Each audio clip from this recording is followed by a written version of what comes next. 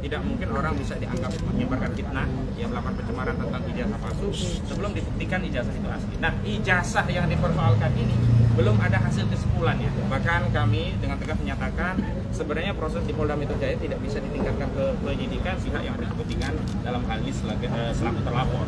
Semestinya karena kasus ini sudah menjadi perhatian publik, harusnya ya berkaca pada kasus yang di Baris Krim Mabes Polri yang sebelumnya juga mengumumkan penghentian penyelidikan perkara dugaan tidak pidana pemalsuan dokumen ijazah palsu itu dihentikan sepihak, dan akhirnya kami mengajukan juga surat permohonan gelar perkara di Biro Wasidik Baris Krim Mabes Polri, dan surat itu ditindaklanjuti.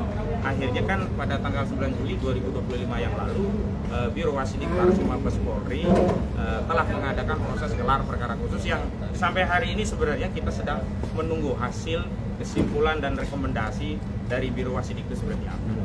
Nah, berangkat dari hal yang sama, karena Polda Metro Jaya melakukan tindakan repetisi kekeliruan yang dilakukan di Baris Krim Mabes Polri, yakni apa?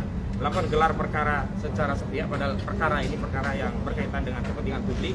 Juga perkara ini ada pihak-pihak yang menjadi terlapor, yakni klien kami, dan klien kami tidak dilibatkan dalam proses gelar perkara khusus di Polda gelar perkara ya di Polda Metro Jaya.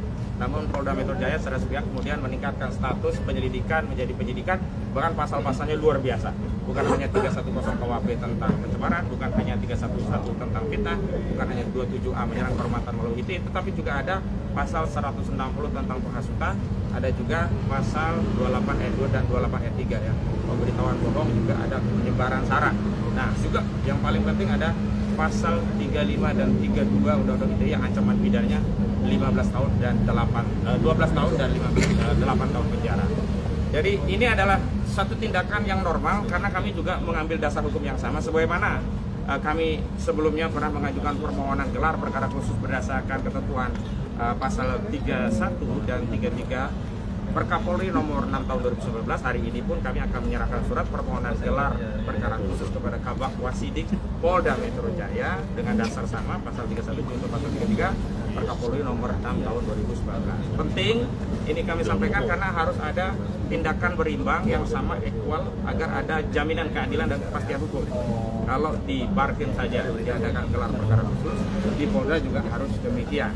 Dan sebenarnya yang kami sangat sayangkan adalah semestinya peningkatan status ini menunggu terlebih dahulu hasil gelar Wasidik Baris Krim Mabes Polri. Kenapa demikian? Karena perkara di Polda Metro Jaya dengan perkara di Baris Krim itu sangat beririsan. Sebab tidak mungkin orang bisa dianggap menyebarkan fitnah, yang melakukan pencemaran tentang ijazah palsu sebelum dibuktikan ijazah itu asli. Nah, ijazah yang dipersoalkan ini belum ada hasil kesimpulannya. Bahkan kami dengan tegas menyatakan sebenarnya proses di Polda Metro Jaya tidak bisa ditingkatkan ke penyidikan sebelum ada putusan pengadilan yang berkekuatan hukum tetap yang memberikan ya deskripsi sakti tentang ijazah saudara Joko Widodo. Kalau hari ini kan ijazah sedang dalam sengketa, jadi tidak cukup dengan statement dari UGM, tidak cukup statement dari lawyernya, tidak cukup statement bahkan dari Baris Krim Mabes Polri, dan yang paling aneh ada proses. Download Tribun X sekarang, menghadirkan lokal menjadi Indonesia.